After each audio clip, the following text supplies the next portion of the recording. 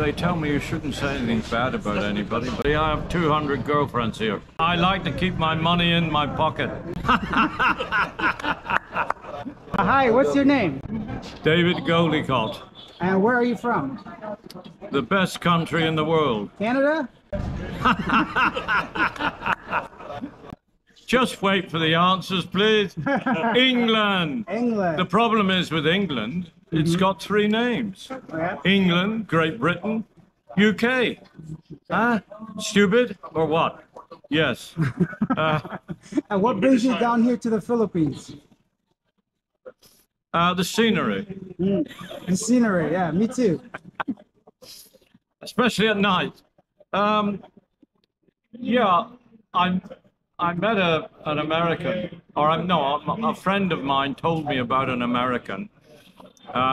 He takes three girls to go diving in Bohol. And I said, well, what did he have a family room? Three girls and him. No, she said, two rooms, one for them and one for him. And he took my friend, who's 20, and a younger girl.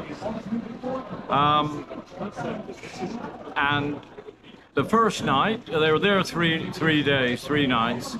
And the first night, he has my friend, 20-year-old, beautiful girl, beautiful looking girl. Okay, so those are the stories that made you interested in the Philippines. Okay, and what do you like about this country so far? What kinds of things do you like about the Philippines? Well, yeah, they tell me you shouldn't say anything bad about anybody, but I lived in Thailand for 5 years. And it was great. But the Thai people are harder people than the Philippines. The Philippines are so lovely people. So after 5 years in Thailand, I come over here 7 years ago, and I've lived here ever since. I go back to my country for vacation. So you've switched the roles, right? Now your country is a vacation country and you're living here. Yes. Okay, Yes. do you live in the province or in the city? No, in the city of Cebu, yeah. Okay, and It's convenient for me. I lived in Manila, obviously, when I first came. Then I went to Davao, stayed there a while, which I quite like, and then I stayed in Butuan for a while, and then I come here. This suits me fine. Okay, and what about dating, relationship status? Are you single? Are you married? Are you a bachelor? Are you a rock star here? I'm single, but unfortunately I have 200 girlfriends here. Only 200. Can you give me money for food? Can you give me money for my mother's sick for tablets? I give money because I can afford to give money. Can you give me some money? No, I'm not a gay. I'm not a gay. That's okay, me either. I understand. Okay, so you have 200 girlfriends. What about potential long-term wife? Would you consider a Filipina to get married to or stay with long-term?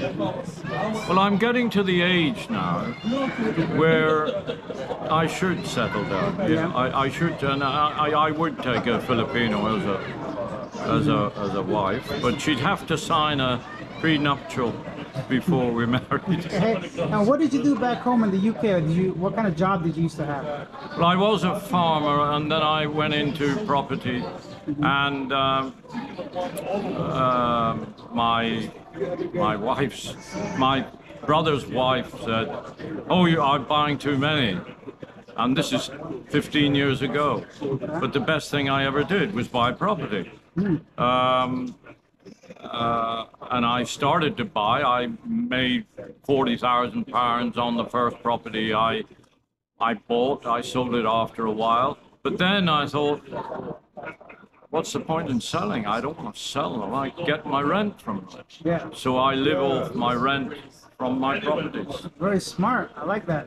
The only problem is, don't get things wrong. Property is a bit of a difficult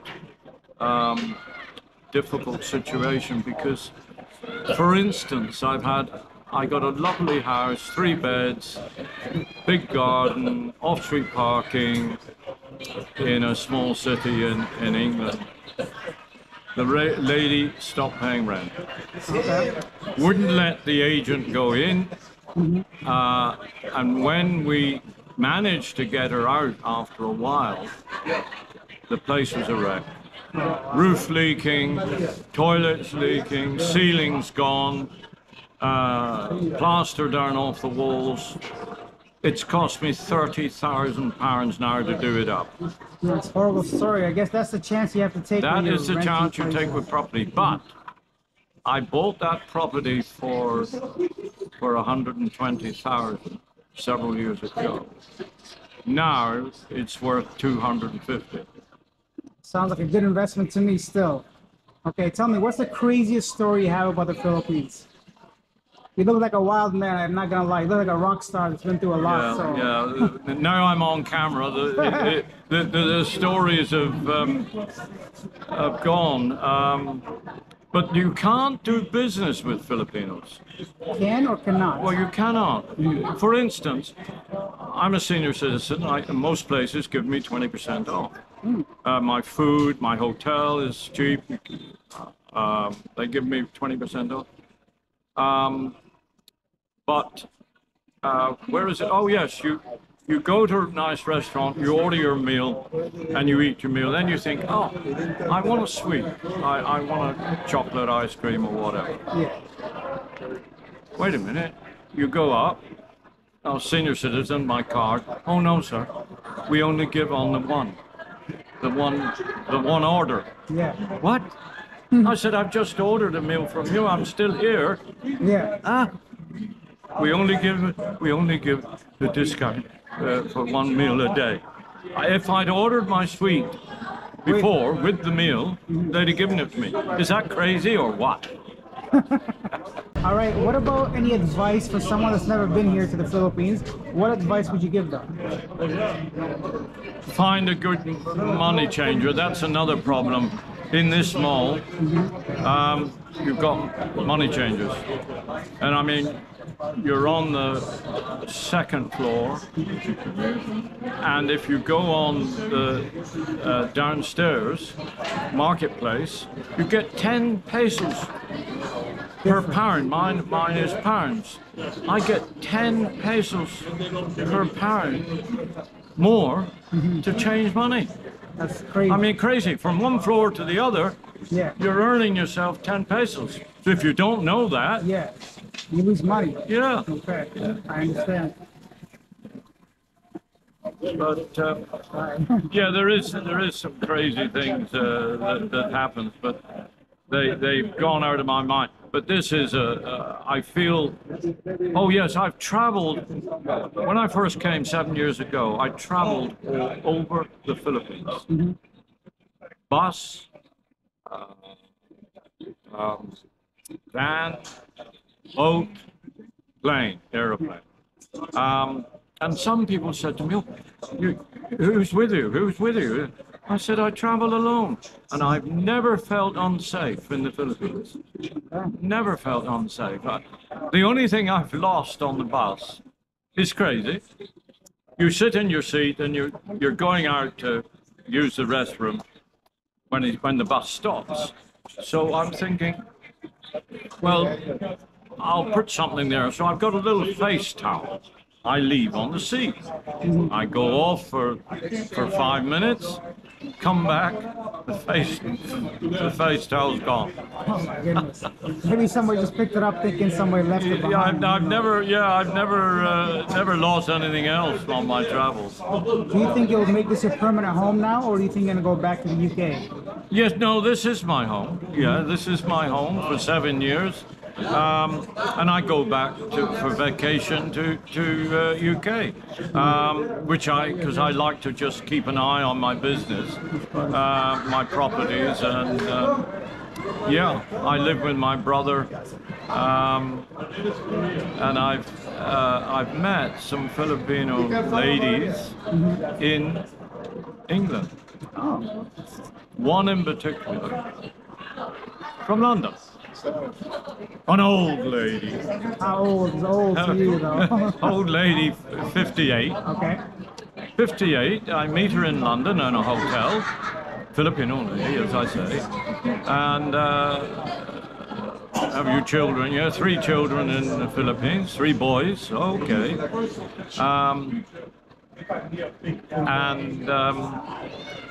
I said, well, what do you do here? She was married to an Englishman, and he died 3 years before. Yeah, I met her last year. I saw her 4 times actually. Nice lady. And I said to her, well, what's your job? A nanny. A what? A nanny. Yeah. Can you get a better job than a nanny? What? Very poor job. Anyway, her clothes, excuse me, her clothes were designer. Very expensive clothes. I couldn't believe it. And you know what she said to me? This old guy, multi-millionaire, this old guy, she said, if you come out with me, you'll have to buy some new clothes. You look like a bin man. So I'm looking at this and I said, okay, where's your place? And I forget the city now she's near. But she had a farm in the north of Philippines. She had a farm up north, and she's showing me a video. A beautiful house, beautiful house, and then antiques, beautiful antiques. I can't believe it, because I like antiques, but I can't afford it. And I said, well, where are the antiques? She said, my husband, when he retired, he wanted to come and live in the Philippines in the farm, so we've sent over all his antiques already. They look super, and a beautiful house. They're in a beautiful house. And then she shows me outside a beautiful machine. Oh no, start first. Cut. Cut, yeah.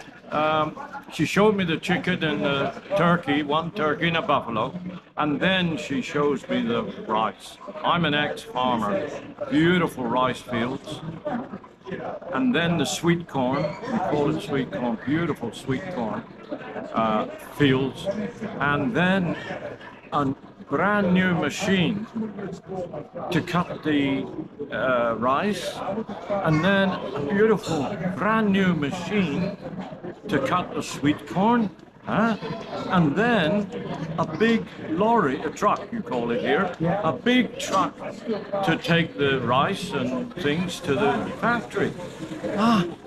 Beautiful. And then she shows me the car in the garage, the car there, when she's in the Philippines. And then a minibus, a brand new minibus. I said, you got a car, what do you want a minibus for? What kind of nanny is this, right? I take when I want to take the family to the city. Okay. She's a pauper in England, but a multi-millionaire in the Philippines. I think that's why there's so many OFWs, Filipino overseas workers, right? They go and they make money, send it back home. So maybe she had some money that way, or her ex-husband. No, her husband died. She had the house.